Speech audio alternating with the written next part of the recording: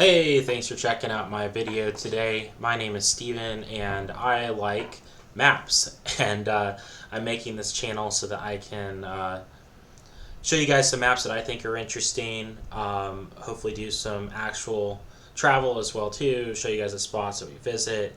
I want to have a real focus on public lands and places that you can travel, ideally for minimal prices, because I'm also a cheapskate too.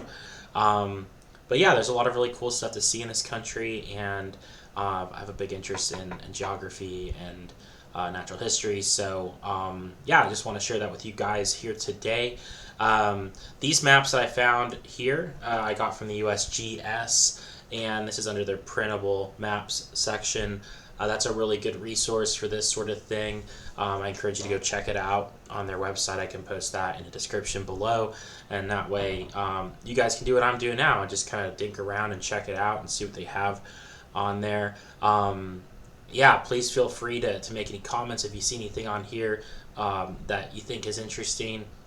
I'm always interested in hearing from anyone that has also looked at this kind of stuff. So, but yeah, we're going to be looking at 3 different ones today. They're all kind of covering the same sort of stuff, but from different perspectives, and I thought they were really interesting. So I just wanted to hop in and show you guys what I've got. So the first one I'm looking at is just based, this is the public land in the U.S., and this is just based on who manages it.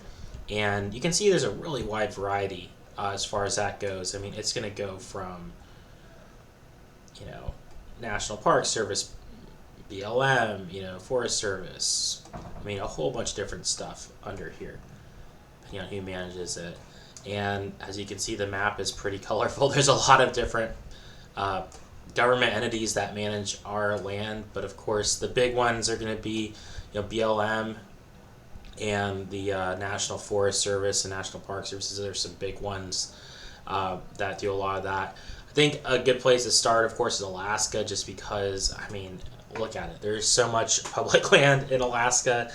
It's the largest state by far, well over double the size of Texas, where I live. And, well, Texas is sort of notorious for not having a whole lot of public land, more on that later, but Alaska is the exact opposite. I mean, the majority of the state is public land, and you can see that here, and there's quite a wide variety of people who manage that. There's gonna be a lot of protected areas in Alaska as well too, but yeah, just worth kind of taking a look and realizing how many different people are involved managing that state. For the rest of the country, of course, it's no secret the majority of the public land is going to be in the western United States. I mean, this map really shows how much there is, though. You do have some areas back east that have quite a bit of stuff. I mean, Florida, for example, does have quite a bit of public land, parts of the Appalachians. Surprisingly, places like New York and Pennsylvania, or maybe not surprisingly, they do have a decent amount of public land. A lot of state-managed stuff back there. You have some national seashore and stuff like that in New England, but of course, the upper Midwest with the Great Lakes, there's, a good amount of public land up there too.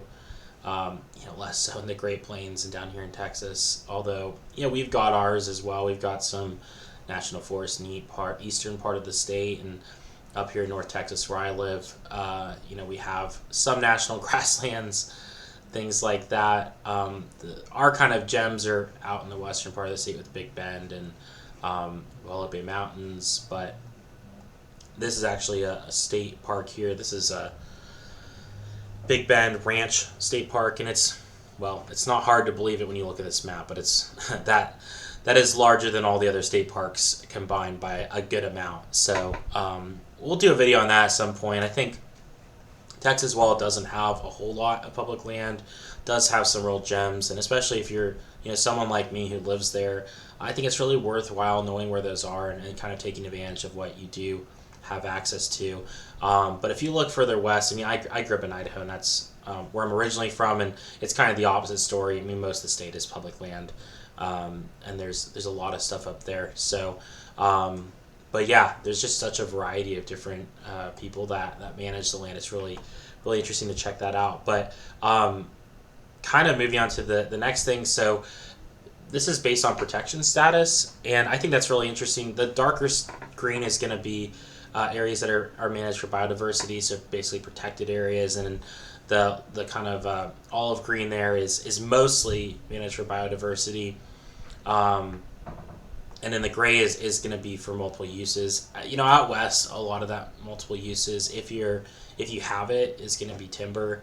Uh, of course, like in the BLM land in Nevada, there's not so much of that, but historically, at least, that's been a big part of why national forests, existed, was for the timber industry. So that's what a lot of this is for. But it's worth going back to Alaska here, just because, look at it. There is so so much protected land in Alaska. I think that's really exciting, really cool. 8 of the 10 largest wilderness areas are going to be in Alaska. Probably no surprise there. The largest of those is Wrangell St. Elias Wilderness. It's a national park as well too, but that whole area, it's over 9 million acres. So just to kind of put that in perspective, that's bigger than 4 states and Puerto Rico. So that's a huge amount of area. Way larger than anything in the lower 48, of course. The largest 2 in the lower 48, though, and they both make it onto the top 10 list. So that's going to be Death Valley here in California, and that probably doesn't need an introduction. Most people have heard of Death Valley before. That's a massive area. It's over 3 million acres. The next largest after that, though, maybe is a little bit less well known, and that's going to be the Frank Church River of No Return Wilderness. That's in Idaho. That's a massive area. It's over 2.3 million acres, and it's just a massive area. It's actually a larger continuous wilderness than Death Valley is. Death Valley is broken into some different units and has some separation, but Frank Church is all continuous pretty much, and so it's actually the largest continuous area. And if you combine it with the third largest wilderness area that is in the lower 48, that's going to be Selway Bitterroot, which is right next door. It's literally separated just by a small single track dirt road. It's barely separated by anything, and if you Google some pictures of that road, it's really like, they might as well be the same continuous area for all practical purposes. That area is up in Idaho and Montana, but these are both huge areas as well too. If you're looking at Death Valley is bigger than either Rhode Island or Delaware, so the 2 small states is bigger than. The Frank Church is bigger than Rhode Island, and it's a little bit smaller than Delaware as a state.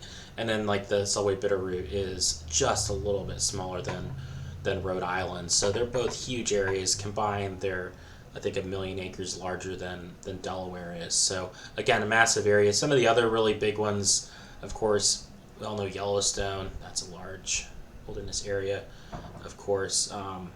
And of course, if you combine these together, you get a larger one as well too, because you just have Yellowstone, and then you have some other ones adjacent to it. And then of course the area up by Glacier's got a lot of wilderness. Up here in Montana, Washington, probably no surprise to people, but they've got a ton of wilderness area as well. Oregon's got a good amount. Of course, California and Grand Canyon, some of the other famous protected areas in the United States. Colorado might surprise some people. It probably has less than you might think, but it's still got a ton. You can see all that right there. Going back east, you just don't have areas quite like that. A couple exceptions being the Boundary Waters in Minnesota. If you want to call that back east, I guess it's east of the Mississippi River, so sure, we'll give it to them. But that's a huge wilderness area. And then, of course, down in Florida with the Everglades, that's a massive area down there too. So they've got some spots, but it's just a lot darker over here than back east. You have some in the Appalachians and stuff, but yeah, the other map. So it's really closely related to this, and when you click on this, you'll see the outlines kind of follow each other. But the big difference in this is going to show you these are the areas based on um, access. So the areas that are the darker color, these are um, are going to be restricted, so that they're either seasonal or they require permits. You can actually see in some national parks there's parts of it that aren't and parts of it are. Um, Same with Big Bend down here. You kind of see where the roads are through those parks. But yeah, I mean the amount of restriction on this is going to, of course, vary based on the park. Some are easier to get permits for than others. Some it's just as simple as kind of filling out something at the trailhead. Um, I'm more familiar with some of the ones, like a Frank Church, for example. I'm more familiar with that one. But I know in that case, the restrictions have exceptions too, but like they don't allow mechanized vehicles, not even bicycles back there. There's limits on how many people you can have in your group and how many days and stuff like that. But of course they have exceptions. I think a lot of parks have some exceptions, like they allow jet boats on the Salmon River in some places at least, for access, and then they've got some airfields that have been grandfathered in just because it is such a remote area to get people in and out of. I know some of the ones in Alaska do stuff like that as well too, although like less familiar with the details. But they usually have some sort of exceptions. Some areas are pretty hard to get permits for, and a lot of them you can just go and kind of fill it out the trailhead. But that said, I mean, I think it's really cool to see just how much of the country the slider green is just open to you going and parking your rig there, or hiking off trail and setting up camp pretty much just wherever you want. Most of these places will let you camp for 2 weeks at a time. A lot of them are areas without fees. I mean, some have fee areas, but a lot of it's open. As long as you pack out your stuff and follow the no trace rules, you're good to go. So there's huge portions that are open for that. These tan areas, these are restricted. They're mostly, if not all, military bases. So I mean, this is White Sands Missile Range here for an example. So but yeah, and then again you got Alaska here, massive area with just a lot of protected land, and surprisingly, actually Hawaii here, it's got a lot of restricted areas. Some of this is like military or parks and stuff, but yeah, there's just a lot more than you might expect for there. And then actually, honestly, like back east, you might be surprised. Like New York has got more than you'd think. But yeah, again, a lot of it's gonna be out west. So yeah, here in Texas, just kind of before I wrap this up, but here in Texas, the national forest, I've got some experience down in this area. But I mean, you might have small areas that are wilderness, but most of them are pretty open for camping and hiking, that kind of stuff. Notable actually is the lakes here. These are going to be Army Corps of Engineer, but you can actually see these reservoirs, especially in North Texas. But those are public land, so a lot of the public land options available to us here in Texas are actually going to be public waters. So, well, cool. Yeah, thanks for checking this out with me today. And again, if you haven't heard of this before, go and check them out. Download a few of their maps. They've got them for individual states as well too, and I'll probably make some videos checking those out as well. But yeah, thanks for sitting through this video if you've made it this far, and this is something that's interesting to you, like and subscribe, and I'll make some more content about stuff like this, and I'll see you in the next video.